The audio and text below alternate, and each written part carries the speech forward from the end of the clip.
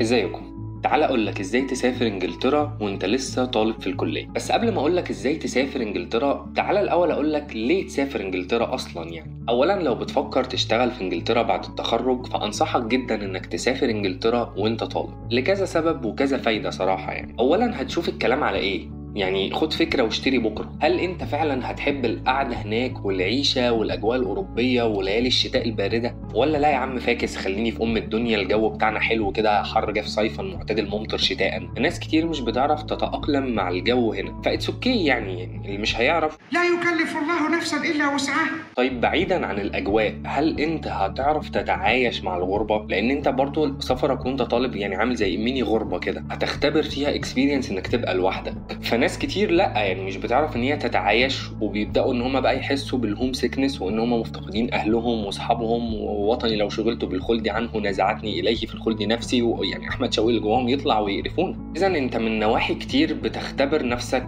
تشوف هل انت هتعرف تمانج العيشه دي ولا لا. ثانيا، الفترة اللي انت هتقضيها في UK هتعتبر اضافة كبيرة ليك في السي في بتاعك، سواء انت هتسافر تشتغل في UK او هتسافر تشتغل في حتة تانية، يعني فهي اضافة كبيرة ليك. مش كده وبس، لا بوشكاش محفوظ بيضحي النهارده. لما تسافر في المطلق بقى، يعني مش بالضرورة لإنجلترا، فأنت هتاخد خبرة السفر. ودي مش حاجة معينة كده هقدر أشاور لك عليها وأقول لك أنت هتكتسب خبرة في كذا وكذا وكذا. لا، هي باكيج كده انديفيديوال جدا، وحاجة كل شخص بيختبرها مختلف عن التاني، وهتتعلم فيها حاجات كتير مش بس عن الدنيا والثقافات التانية، لا أنت هتتعلم حاجات جديدة عن نفسك أنت شخصيا. يعني هتعرف جوانب في شخصيتك أنت ما كنتش تعرف إنها موجودة قبل كده، هتوسع أفقك بشكل كبير جدا، وهتبدأ انك تعتمد على نفسك اكتر. وكفاية قول النبي عليه الصلاة والسلام يعني سافروا تصحوا. فانت فعلا هتشوف الدنيا من منظور جديد، وهتفتح نافذة جديدة على العالم غير النافذة بتاعتنا اللي هي فاتحة على ناصية بص على كشك سجاير من ساعة ما اتولدنا دي عارفها. هتعرف ان الدنيا فيها كتير قوي غير اللي انت شفته من الفريم الصغير بتاع النافذة اللي انت باصص منها طول عمرك. طيب شوقتكم، تعالوا بقى اقول لكم تسافروا ازاي. الاول هو مفيش الجوريثم او ابروتش معين كده اقدر اقول لك انت هتعمل كذا وكذا وكذا وفي النهاية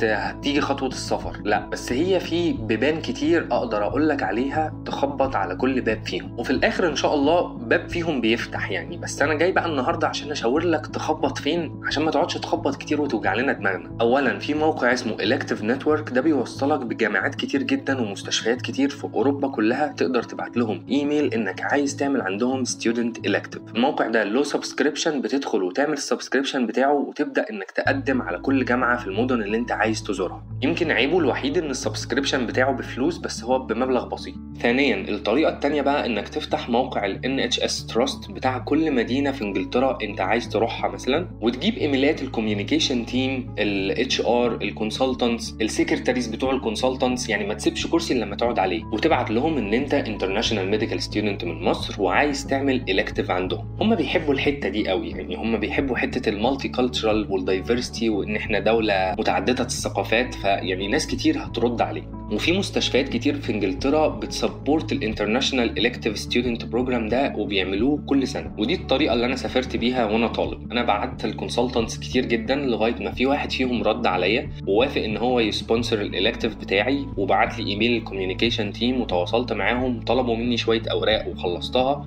وسافرت. هحط لكم لينكات في الديسكريبشن لكذا مكان من اللي بيعملوا الستودنت إلكتيف، بس برضو في اماكن تانية كتير جدا غير اللي انا عارفها، فانت محتاج تلف لفة كده مع نفسك، وان شاء الله هتلاقي مستشفى كويسة تقدم فيها وتيجي وتقضي وقت لطيف جدا، وصدقني انت هتعمل في نفسك جميل مش هتنساه. ولو عوزت حاجة يعني اكتب لي في الكومنتس، انا موجود. بطلت حجتك اما نشوف اخرتها معاك ايه. سافر يا شجرة سافر. ابقى اعمل لايك للفيديو بقى وسبسكرايب للقناة يعني عشان كده يعني. يلا سلام.